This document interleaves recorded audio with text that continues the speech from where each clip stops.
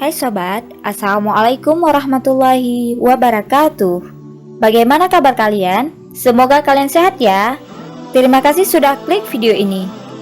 Mari bagikan pengetahuan Islam dengan cara like, share, and subscribe channel Kepoin Islam. Semoga bermanfaat bagi kita semua. Kepoin Islam yuk!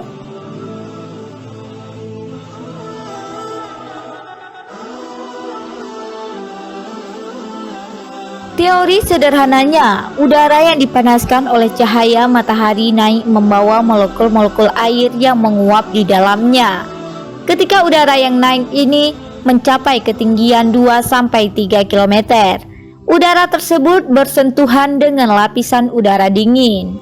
Saat kenaikan udara, kristal-kristal es yang terbentuk di dalam awan melepaskan energi listrik statis yang terbentuk karena pergesekan. Energi listrik ini mengandung unsur positif pada lapisan atas awan dan unsur negatif pada lapisan bawahnya. Ketika awan cukup terisi untuk mengionisasi udara, petir pun terbentuk. Namun penjelasan para ilmuwan tentang kronologis petir ini sebenarnya sudah dijabarkan dalam Al-Quran. Berikut fakta petir dalam Islam.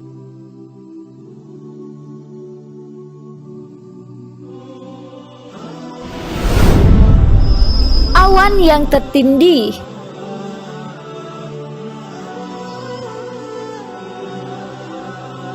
Firman Allah Subhanahu wa Ta'ala dalam surat An-Nur ayat 43, "Tidaklah kamu melihat bahwa Allah mengarah awan, kemudian mengumpulkan antara bagian-bagiannya, kemudian menjadikannya bertindih-tindih, maka kelihatanlah olehmu hujan keluar dari celah-celahnya, dan Allah juga menurunkan butiran-butiran es dari langit, yaitu dari gumpalan-gumpalan awan seperti gunung-gunung.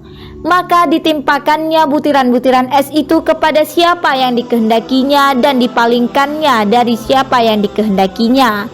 Kilauan kilat awan itu hampir-hampir menghilangkan penglihatan." Dalam surah tersebut, Allah Subhanahu wa Ta'ala menjelaskan kronologi pembentukan petir sehingga menjadi kilatan yang hampir menghilangkan penglihatan. Al-Quran juga memaparkan bagaimana Allah Subhanahu wa Ta'ala menggerakkan awan sebagai pemicu terjadinya petir.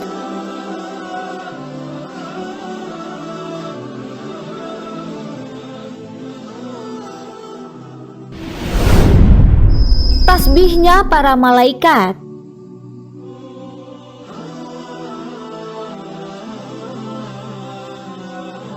Kedahsyatan petir juga dimaknai umat Islam sebagai bentuk tasbih dari para malaikat penjaga langit. Sebagaimana disebut dalam Al-Quran surat Ar-Ra'd ayat 13. "Dan guru bertasbih memujinya, demikian pula para malaikat karena takut kepadanya." Dalam hadisnya, Rasulullah SAW menyebut petir sebagai suara para malaikat. Rasulullah SAW bersabda, "Ar-Ra'du atau petir adalah malaikat yang diberi tugas mengurus awan dan bersamanya pengoyak dari api yang memindahkan awan sesuai dengan kehendak Allah." Hadis riwayat Tirmizi. Al-Kharaiti dalam Makarimil Akhlak mengutip pendapat Ali bin Abi Thalib radhiyallahu anhu soal Ar-Ra'du. Menurut Ali, Ar-Ra'du adalah malaikat, sedangkan Al-Barqu atau kilatan petir adalah pengoyak di tangannya sejenis besi. Ibnu Taimiyah mengatakan Ar-Ra'du adalah masdar atau kata kerja yang dibendakan berasal dari kata ra'ada yar'udu, ra'dan yang berarti gemuruh. Namanya gerakan pasti menimbulkan suara. Malaikat adalah yang menggerakkan dengan cara menggetarkan awan kemudian dipindahkan dari satu tempat ke tempat lainnya. Ketika menafsirkan surah Al-Baqarah ayat 19, As-Suyuti mengatakan bahwa Ar-Ra'du adalah malaikat yang ditugasi mengatur awan. Dalam tafsir Jalalain juga disebutkan bahwa Ar-Ra'du adalah suara malaikat, sedangkan Al-Barqu atau kilatan petir adalah kilatan cahaya dari cambuk malaikat untuk menggiring mendung. Secara umum, umat Islam meyakini Ar-Ra'du dengan malaikat yang ditugasi mengatur awan atau suara dari malaikat tersebut yang tengah bertasbih dan mengatur awan. Sedangkan Al-Barqu atau As-Sawa'iqu adalah kilatan cahaya dari cambuk malaikat yang digunakan untuk menggiring mendung. Ibnu Abbas menambahkan, sesungguhnya petir adalah malaikat yang meneriaki atau membentak untuk mengatur hujan sebagaimana pengembala ternak membentak hewannya.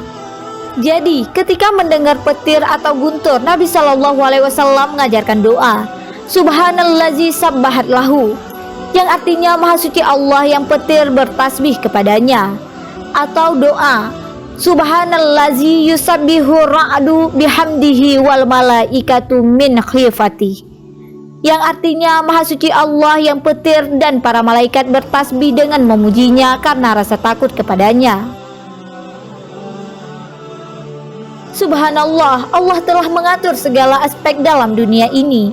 Dialah yang maha kuasa atas segala yang terjadi.